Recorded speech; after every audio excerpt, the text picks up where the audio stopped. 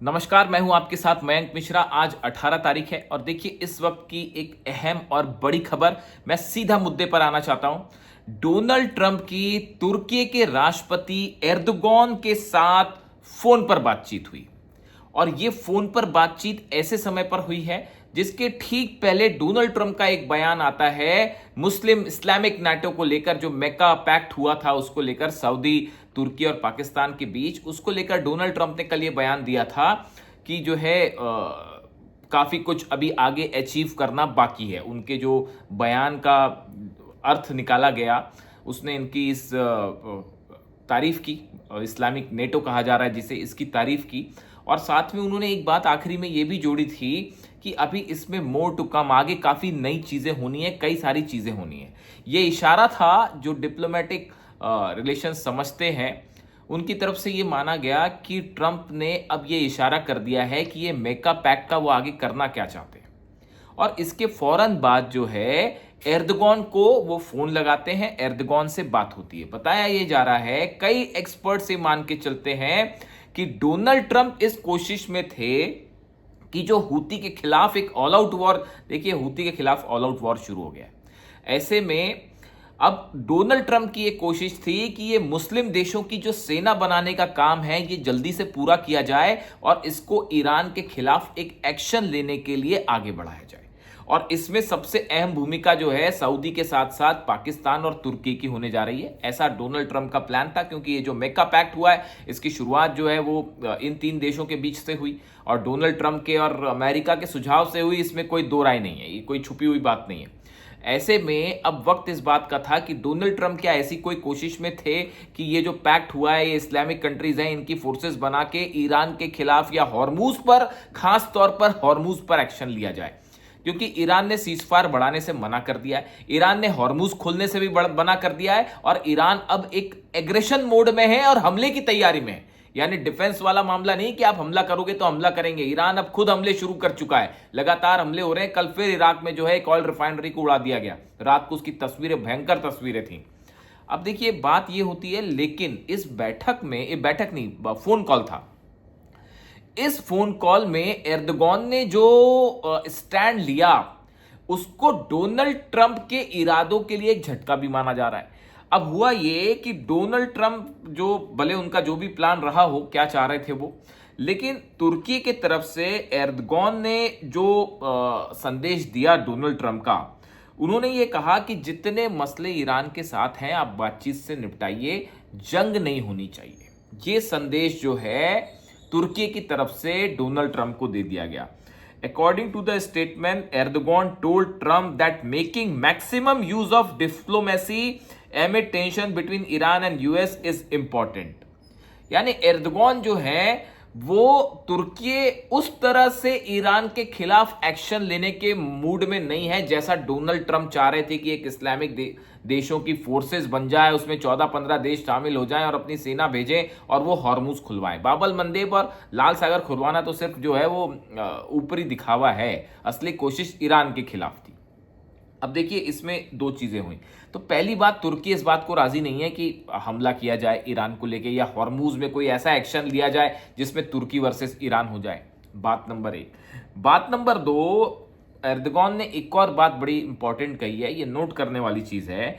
The Turkish president said that the Makkah Joint Defense Agreement signed earlier this month between Turkey, Pakistan and Saudi Arabia demonstrates a strong stance in ensuring regional stability and security। उन्होंने कहा कि जो मक्का pact हुआ, ये जो समझौता हुआ Saudi, Pakistan और तुर्की के बीच में, ये रीजनल स्टेबिलिटी और सिक्योरिटी के लिहाज से बहुत अहम है और ये एक ऐसी मिसाल पेश करेगा आगे की इलाके का जो है वो तनाव कम हो। अब ये इस बयान का क्या मतलब आएगा, देखिए कह रहे हैं कि demonstrate a strong stand in ensuring regional stability and security. अब ये रीजनल स्टेबिलिटी और सिक्योरिटी जंग से तो हो नहीं सकती। यानी एर्दोगन ने ये बात सामने रखी है, तुर्की ने बात सामने रखी कि जो पैक्ट हुआ है ये इलाके में जंग ना हो, शांति बनी रहे, इसकी दिशा में अच्छा काम करेगा। ये इसलिए इंपॉर्टेंट है, ये एर्दोगन कह रहे हैं। मतलब उनका कहने का मतलब ये है, वो ट्रंप को संदेश दे रहे हैं कि आप अगर ऐसा सोचते हैं कि हम हमला कर देंगे ईरान के ऊपर, तो ऐसा नहीं होने जा रहा है। हमने ये पैक्ट किया है, ये स्टेबिलिटी के लिए है, सिक्योरिटी के लिए। यानी जो ट्रंप का प्लान था, जिसको कई एक्सपर्ट प्लान मानते हैं कि ये अमेरिका के प्लान के बाद ये मेक्का पैक्ट हुआ मुस्लिम कंट्रीज का, और इसका मेन मकसद हॉर्मूज में सेना भेजना था। मुख्य रूप से हॉर्मूज खुलवाने में इनको आगे बढ़ाना था, या ईरान को घेरने में इनको आगे बढ़ाना था। अब तुर्की इसके लिए उस तरह से तैयार नहीं है जैसे डोनाल्ड ट्रंप चाहते हैं। ये जो दो बातें मैंने आपको बताई, पहले वो कह रहे हैं कि जंग नहीं होना चाहिए, शांति से बात करो। दूसरा जो है कि ये जो पैक्ट हुआ है ये रीजनल सिक्योरिटी स्टेबिलिटी के लिए इंपॉर्टेंट है, ना कि जंग के लिए। ये मैसेज दे दिया गया है। ये डोनाल्ड ट्रंप के ये जो मुस्लिम कंट्री वाला जो प्लान था, इसके लिए एक बड़ा झटका है। देखिए, ये तुर्की और पाकिस्तान, ये दोनों जब तक ईरान के खिलाफ कोई मिलिट्री एक्सरसाइज में शामिल नहीं होंगे, तब तक ये मुस्लिम देशों वाला जो कॉन्सेप्ट है ये फेल है। इसका जो नेटो वाली बात है ये फेल है। यानी fail in the sense Trump के लिए फेल है, ट्रंप के लिए फेल है ये। तो ऐसे हालात में ये बताया जा रहा है कि जिस तरह से कल सीज फायर आगे बढ़ाने से मना कर दिया गया, कल रात को देखिए इराक में जो है वो लगातार बड़े हमले हुए हैं, और वहां पर एक ऑयल रिफाइनरी है उसको आग के हवाले कर दिया गया, और उसमें बड़े धमाके हुए, और उसमें जो है रात भर आग लगी रही वहां पे, और एक मतलब मशरूम क्लाउड जैसा बनता दिखा। तो उससे ऐसा लगा कि ये जो है सुलेमानिया इलाके का है। सुलेमानिया इलाके में तंजारो जो फ्यूल स्टोरेज सेंटर है उस पर ये हमला हुआ था, और मशरूम क्लाउड बनता दिखा। यानी बहुत जबरदस्त धमाके थे। ये देखिए इराक में क्यों हमले कर, प्रधानमंत्री वहां के जो कुर्दिश प्राइम मिनिस्टर हैं उनके दफ्तर पर हमला हुआ, सिक्योरिटी चीफ जो है उनके घर पर हमला हुआ। ये वजह ये है कि इराक को एक बात समझा दी गई है कि किसी तरह का ग्राउंड ऑपरेशन करने के लिए अपनी जमीन देने की जरूरत नहीं है। ये ईरान ने मजबूत स्टैंड ले दिया, ठोकने वाला स्टैंड ले रखा है। ये एग्रेशन मोड में आ गया ईरान, इसीलिए कहा जा रहा है कि बड़ी जंग की तैयारी में, और ये प्लान तैयार है। हमला किया और अरब देशों में घुसी सेना, एकदम प्लान तैयार है। किसी कंफ्यूजन में मत रहिएगा। आप देखेंगे अब की बार ईरान पर स्ट्राइक हुई, ईरान की सेना चली, आसपास के 1-2 अरब देशों में घुस जाएगी। उसके बाद देखा जाएगा जो होगा। और कोई भी देश लड़ने वाली हालत में नहीं है ईरान से, ये भी सच है।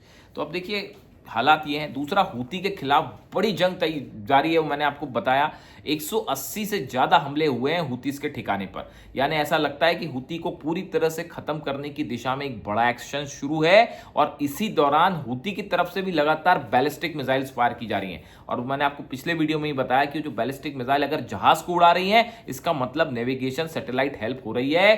क्या रूस मदद कर रहा है पीछे से हूती की? ईरान तो कर ही रहा है। क्या रूस भी नेविगेशन सिस्टम के थ्रू मदद कर रहा है और सैटेलाइट के थ्रू मदद कर रहा है, ताकि मिसाइल सही हिट हो लोकेशन पर? जिस तरह से सऊदी का फौजी शिप को जला दिया गया, इससे तो यही लगता है। और अगर ऐसा है तो लाख हमले कीजिए, हूती को भी नहीं हरा पाएंगे जैसे ईरान को नहीं हरा पाए, अगर पीछे से रूस मदद कर रहा है तो। इस तरह की खबरें हैं असल में डिफेंस सर्कल में कि हूती की मदद करने के लिए जो रशिया जो है वो भी मैदान में है। अब इस तरह की खबरें हैं कई तरह की। यूनाइटेड नेशन में भी रूस ने ये स्टैंड लिया कि यमन में जो कुछ हो रहा है ये अमेरिका और इसराइल की नीतियों की वजह से हो रहा है। तो आप देखिए, हूती को खत्म करने के लिए मुस्लिम नाटो वाला इस्तेमाल किया जा रहा है, सऊदी का इस्तेमाल किया जा रहा है। दूसरी तरफ इसराइल जो है वो लगातार हमले लिबनन पर कर रहा है, लिबनन पर हमले जारी हैं। वहां हथियार रखवाने की भी कोशिश है हिजबुल्लाह से, और हमले भी जारी हैं। दोनों चीजें चल रही हैं। गजा को लेकर जेरेड कुशनर और नेतन्याहू की मुलाकात हुई है। ट्रंप के दामाद, उनकी मुलाकात हुई है नेतन्याहू से, और उनका एक स्टेटमेंट आया कि जब तक हमास का डीमिलिटराइजेशन नहीं होता, जब तक हमास अपने पूरे हथियार नहीं छोड़ देता, तब तक गजा में रिबिल्डिंग का काम, फिर से जो निर्माण काम है वो शुरू नहीं होगा। यानी हथियार रखवाने, हमास से हथियार रखवाने की कोशिश है, हिजबुल्लाह से हथियार रखवाने की कोशिश है, हूती को खत्म करने की कोशिश है।